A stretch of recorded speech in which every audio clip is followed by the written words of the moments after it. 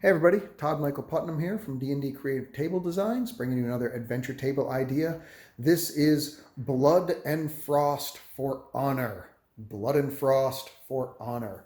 In this particular adventure, the party needs to gather some rare ingredients from frost worms up in the permafrost north, and so they need to go get some frost worms and slay them. And there is known to be frost worms in this particular area. However, as they do their travels, they eventually come across a barbarian village up in the north. And the first thing that it starts off with is that they're going to have to do some role play where they need to actually talk to the barbarians, because there's no way that the party is going to take on an entire village of raging barbarians on their own. And so the first thing they need to do is talk to the barbarians. And even though the characters are well armed and obviously look like they're ready for trouble, convince the barbarians that they themselves are not trying to do an incursion upon their lands, and that they are in search of frost worms. And once they do that, if they succeed in those parleys and negotiations, they will then be told that there are indeed frost worms in this area, but they would need to speak to the Jarl in order to gain access to the frostworms' hunting grounds, because only the Jarl can allow people to go, or sentence people, as it sometimes is, to go into the frostworms' hunting grounds. But before they can talk to the Jarl, the barbarians have a strong belief that whatever you surround yourself with is what you become. And so they always constantly surrounding themselves with honor and with endurance and with valor, and with deeds of glory. And so in order to be worthy of talking to the Frost Jarl himself, the barbarian Jarl, they need to prove themselves in the pits of honor. And so they will be taken into this pit, and the members will all be put in these cages, and one at a time they are brought out into the small amphitheater, as it were, in this permafrost frozen north area. And one at a time they have to come out and they have to fight the barbarian's champion, who is a lycanthrope. He is basically a polar bear lycanthrope, so a werebear. And so they'll bring them out and they have to survive the fight, at least 5 rounds each, against the werebear, who is healed in between each of the combats, facing them one-on-one. So the party doesn't get to do all of them against the werebear themselves. It's one at a time. They have to go in and face off against this thing. They don't have to necessarily kill it, but they have to prove themselves in battle. If they can kill it, so much more the honor. And it's also possible that the werebear champion could kill them in those 5 rounds. But at the end of the 5 rounds, they look to see who's done the most damage, who looks like they've got the worst of the beating, or if the werebear, who's also their champion shaman type thing, if he says that it's been a worthy combat. And of course, the Jarl himself is up here on his stone throne, and he's watching, judging it to see, making sure that everybody is fighting honorably in this amphitheater of honor. So one at a time, they'll go along and they will fight and try and prove their worth against the werebear champion. If they succeed and they impress the Jarl, they will then be taken back through this way here to the cavern entrance. There is a glacial cavern behind them, and it's even guarded. And the players are then escorted into here, and they are told that the frost worms are inside their hunting grounds are inside underneath this glacier in giant caverns inside. They prefer the dark and the cold. They don't want to come out, and they're very territorial, so they stay in that area. And they're going to have to hunt them in there. But of course, they're similar to like purple worms and other giant creatures. They burrow up from under the ground, and the question is, how do they attract them? And when they get in here, they are going to find frost scorpions. These guys right here that will drop down from the stalagmites and stalactites and stuff, or ambush them out from under the underneath some of the snow or some of the ice drifts. And they'll pop up and they will basically attack the players and try and kill them and eat them for food. The players, the secret is they will have to kill several of the scorpions and rub their blood all over them. basically turning themselves into bait for the frost worms. So they basically kill the scorpions and the frost scorpions and keep covering themselves in their blood.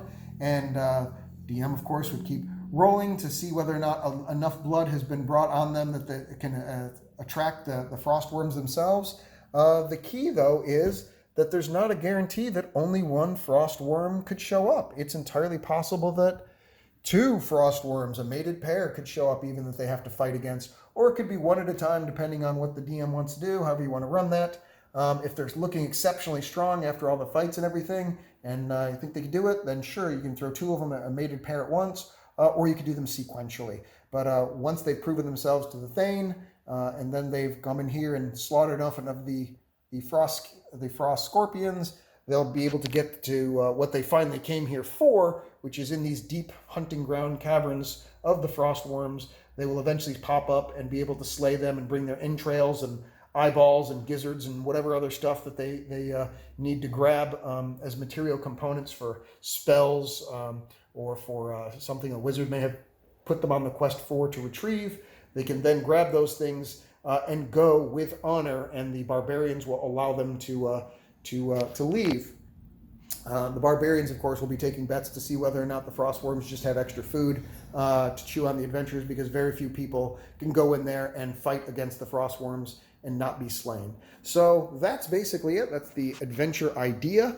Kind of a two-parter, maybe a three-parter. You get some parlay up front. You get some one-to-one combats in the arena. And of course, they have the more parlay dialogue with the Thane himself up on his throne. I can't get just because of the lighting, it's not really getting too clear there. Sorry.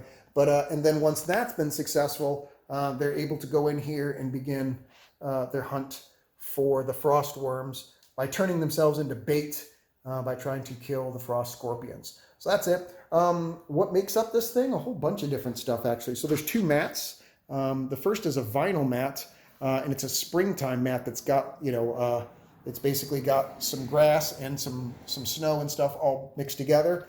And then I throw on some XPS foam winter terrain. So it looks like there's, snow drifts or whatever it is. There's parts of the area that gives a little bit of a topography, gives it kind of that rougher look to it. So it's not a perfectly flat map. Me, I'm all about the elevation. I'm all about adding that extra element of height and depth or whatever to the experience. So even just having some ridges and stuff to go across, add something to it. The other map, I think the other map's from P-Works. I want to say it's from P-Works Gaming. I could be wrong. Pretty sure it is. Hold on. We got, or let's see. I'm not sure who that one's from. Hold on. Yes, it is. It's from P-Works Gaming. So you can get the map from there. This one is neoprene, which means it's like mouse mat material. It's really fantastic. It doesn't have the glare like the vinyl mat does, and that's fantastic. The rest of the stuff, these stalagmites, stalactites, the big ones here that are painted like blue and white and stuff, those are just STL files printed off from Skyless Realms Kickstarter. These are the original ice caverns from Dwarven Forge. Well, I shouldn't say that. These are not the original ice caverns. I apologize. The original ones were resin. These are the dry brush made from Dwarvenite ones. I guess, yeah, because they've had several frost sets basically in Dwarven Forge. So that's those.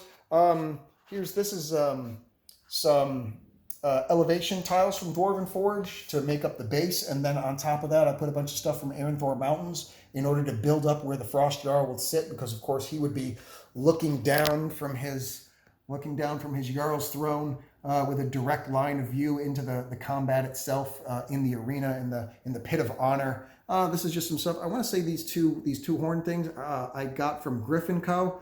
If you have not gone to Griffin Co., those guys are awesome. They have so many cool things, just things that you don't know you're missing until you see it, and you're like, oh my god, I gotta have those. So they got tons of stuff for that. This is a bunch of 3D printed stuff. This arena on the inside is 3D printed. Some of these, this little like shaman type hut or whatever it is a 3D printed. This one here is I use this as like a burial for the honorable dead, people that win the fight in the arena, or they win the fight in battle or whatever, but they succumb to their wounds later. They'll be taken to this one here. There's several piles of stones around it, guarding it. And there's just funeral pyres. They put the bodies, and they can people can go in there and they can basically pray at them and give sacrifices to the gods, so that when they go to Valhalla or wherever they go in the afterlife, that they will be the honored dead. They'll be known that they're sent off with honors. This again is also a 3D printed item. It's a large chieftain's hut or whatever, so it's all painted up. It's bone roofing, but it works perfectly. Looks great also for painted up like it's snow drifts and stuff put on top of it. So that's fantastic. And a bunch of different like little yurts and small huts that are all just 3D printed and painted in different colors, just to have some variety. Some WizKids. This is one of their large fires.